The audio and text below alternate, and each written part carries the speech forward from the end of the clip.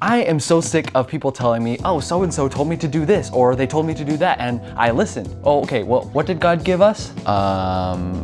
Free will? That's right, and so why did you let 100 people on the internet tell you what to do to make a subscriber special for a milestone that is very minor? I don't know, I thought it would be fun.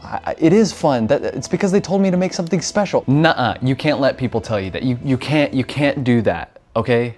You can't. Okay, yes, people's input on your life is super important, but ultimately the choice is yours. But let's be honest, do you truly like making minimum wage at a job where it's just sticky floors and grumpy customers? Or do you enjoy the absolute nothing that you get from staying up super late working on your startup plan for your lemonade stand, and you just end up with more exhaustion and no money in your pocket? I don't know about you, but the reason that I started doing anything that has to do with the business side of things is because I just didn't like serving food to customers and then having them go, oh, you forgot my prune juice and my extra napkins. I know you're paying a lot of money to sit down in this really overpriced but above average restaurant, but I'm not getting paid enough to keep you extra happy when you're eating. I want to give you the ups and downs of what it takes to take one of the two paths that we're given at birth in this great capitalist United States nation. Those of which are the shaky path, which involves getting your own business and being your own boss, or the secure path, where you get a college degree and start your own career. If you couldn't tell already, which I already know you can't, I'm standing in San Jose, California, or more specifically, a house in San Jose, California, somebody's house. I'm not breaking or anything, but do you see the nice weather, the beautiful sun? Yeah, this is bad. Yeah. Well, okay, well, it's fine. Just because somebody told me to make a sub special, it doesn't mean that I have to do it, right? Like, it's totally fine. I could just go inside and do it. Okay, fine. What is up? It is a last stop here, and we're just getting gas, I think, for the last time. And we should be getting there at 4 or 5 in the morning. And we'll see what we do when we get there. The idea of living at university and staying in the dorms away from your parents, don't worry, Mom, I'll live in your basement until I'm 25. Sounds great until you realize that it's all not just parties and hanging out with your friends. The majority of your high school life and even college life is about finding. I like the idea of owning my own business, but the idea of picking up the phone and the terror of trying to find customers through phone calls is absolutely terrifying. And it's a lot worse than a fear of holes. I would know. The beauty of having a job and working up the career ladder is you always have that stability and that structure, so the consistency isn't a problem.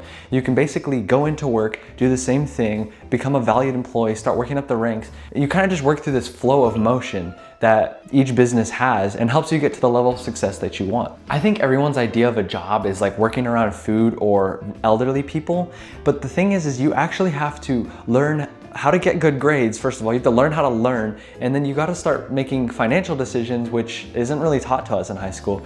You start having to finance college and tuition, figure that all out, and you have to figure out how to pay for your dorms and how to live by yourself. And it's a big task, but your parents and your friends are proud of you. They always are. And you get to work around a ton of amazing people, and the networking potential is just mwah. I'm not saying that working a job has to be a bad thing, because you can work in a job that you love, and then if you love the job, you never work a day in your life. But sometimes there's just that glimmer of passion or a dream that you wish you'd pursued, but it's not exactly like your job, and by then it's too late. You have 2 kids, your house that you have to pay your mortgage on, and you have the family dog, and he eats a lot. And then someday we want to start that business. No matter who we are or where we grew up, there's always going to be somebody recommending to us, or at least asking us to consider, the secure path, because it is the safest option. It's got steady income, it's usually really easy to do, but there's always going to be that small percentage of people that just, like me, want to just start a business. And then they end up in. When it comes to being employed, we often think of part-time or full-time positions involving specific guidelines, managers, supervisors, employees, special customers, and also YouTubers who come in and ruin the atmosphere. It sounds too good to be true or even real, but the road to entrepreneurship is often long and sometimes lonely. But But it doesn't stop me from wanting to try, or at least starting early. Having that kind of ambition is rare, and I keep seeing it in young adults, 16-year-olds, 15-year-olds, and they just have this crazy ambition. They're already starting their own businesses. And while you're young and you're still living at home, it's often the best time to chase it. And even when the road gets low and lonely, that's when you check yourself and see if what you're doing is your path. Because ultimately, it's always up to you. Wait, if it's up to me, then why am I letting 100 people on the internet tell me what to do for a sub special? Wait, I have an idea.